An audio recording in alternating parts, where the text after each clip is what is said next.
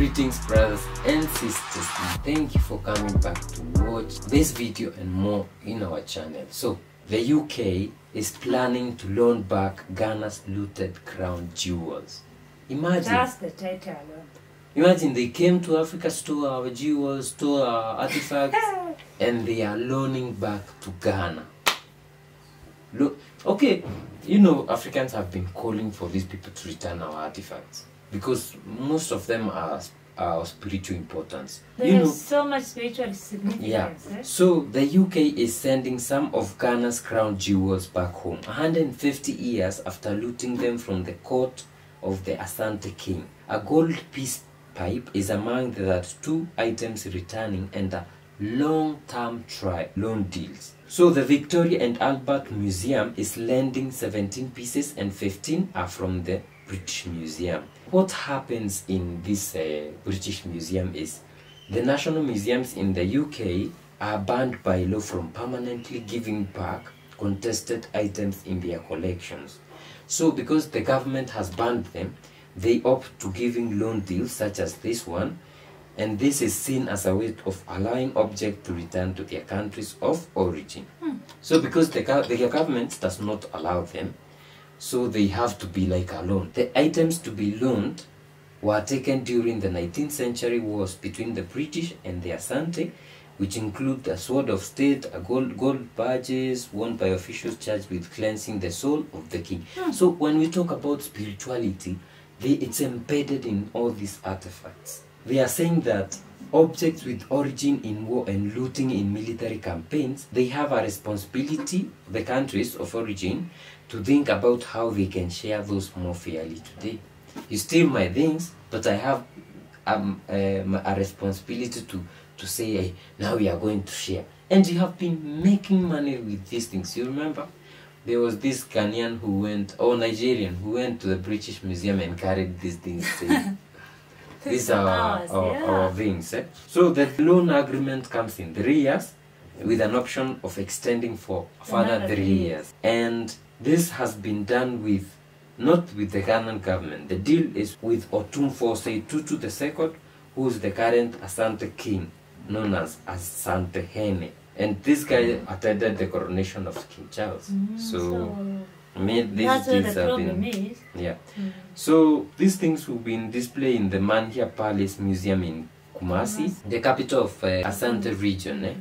So, but what catches my attention so much is they have these artifacts have an importance to Ghana because of their spiritual importance. These gold artifacts are the ultimate symbol of the Asante royal government and are believed to be invested with the spirits of former Asante kings. This is African spirituality, and as much as you could say it's not possible and all that, when people amass their knowledge in this and their spirituality in this, it is true that these artifacts carries the lineage of all the Asante kings and probably has been placed there as a way of guiding the kings. And that's why you see African nations not developing and we are always controlled by those people.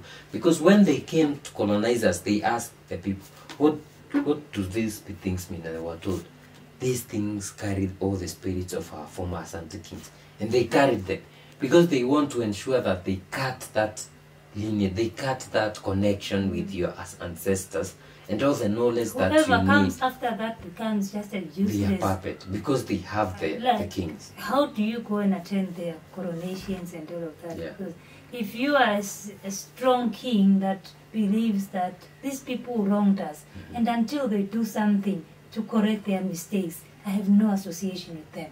You know, Ghana President Nana Akufo-Addo always talks about reparations. But in just talking, it's talking. Yeah, service. They call him the puppet of the West. Well, that's up to you guys. So he's always talking about reparations and all of these things. And then to see that you are allowing this nonsense, because to me this is unbelievable. How do you loan me something that you stole from me? You know, Malema always says it's the insanity of these people. They steal our land and then they tell us, we have improved your land, we have built infrastructure, now you have to, if you have to return it, you have to buy it, I don't know, triple or 10 times. How do you even sell me my land when you are the one who stole it? Did I even ask you to improve that land? Did I, you know, how do you loan me something that you came and took without, you know, my consent, and then you come back and you tell me you're going to loan it to me for 3 years and maybe with an additional of 3 years. So at some point they are going to say it's over. Now bring them back. Now you will never loan you again. Your extension is you have given you the 6 years, done. It's no longer yours. Never even talk about it anymore.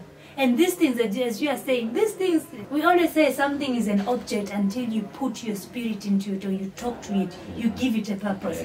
African spirituality, well, for most Africans, we believe that if you give, say for example, it's a drawing or some crafted, some art piece really, if you start to give it a purpose that this is your project, it's like, I think it's Hinduism, they have those small gods that they, you know. And people, especially Christians, will be saying, those people they are worshipping gods, idols. Yeah. It's because they've given that thing purpose. And when you give that sword, if this is today's king, they're telling it, now you are going to take over. Maybe the previous king dies and then the elder that is responsible in coronating, I don't know if it's called that way, the next king. If they take that sword and say, now, so and so, you are being given this sword and this will help you, it will guide you, it will keep you safe and anything, and whatever they give it a purpose.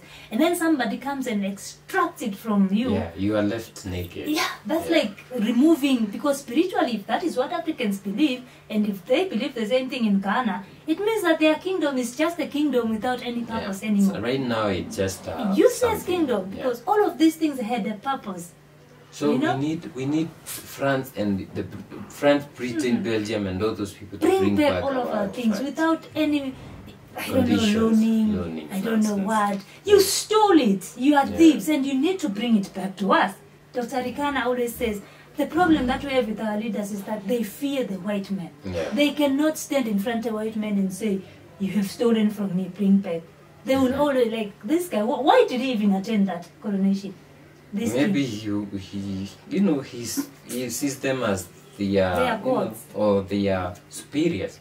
You know, the problem with our old people is they were brainwashed. And only that now that new generation is waking up to realize that we are the kings, we are the people with the highest IQ, we are, you know. But for them, there's also people, they still believe that, you know, a child that speaks English doesn't know the local language is better.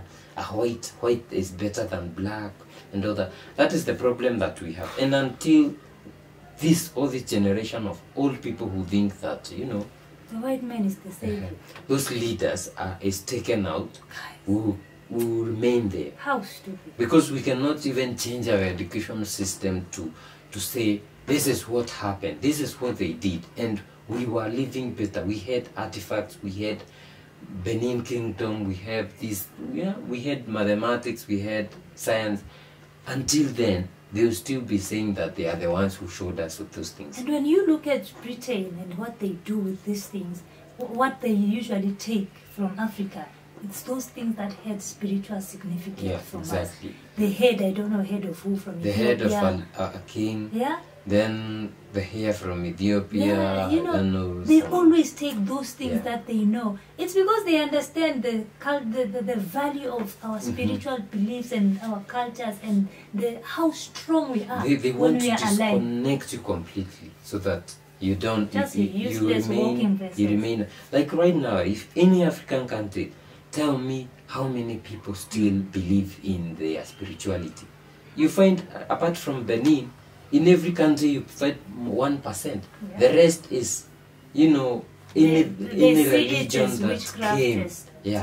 The rest believe in all the other religions that came. It means you have been uprooted from your culture. That means you'll never be you. And the reason it's easy for these guys to let this person say, we'll loan you for 3 years, and it's okay because these things have no significance after all. That is where we lost it. If it were me, when they loan me, I would say now it has reached home. That is how it should be. It has reached home. This is not alone. You have returned some and we're still Hey, expecting more. how do you don't mean So guys, let us know what you think in the comment section. If you're from Ghana, does this resonate with your beliefs and you know what you would like to happen? And we'll see you in the next one. Bye bye.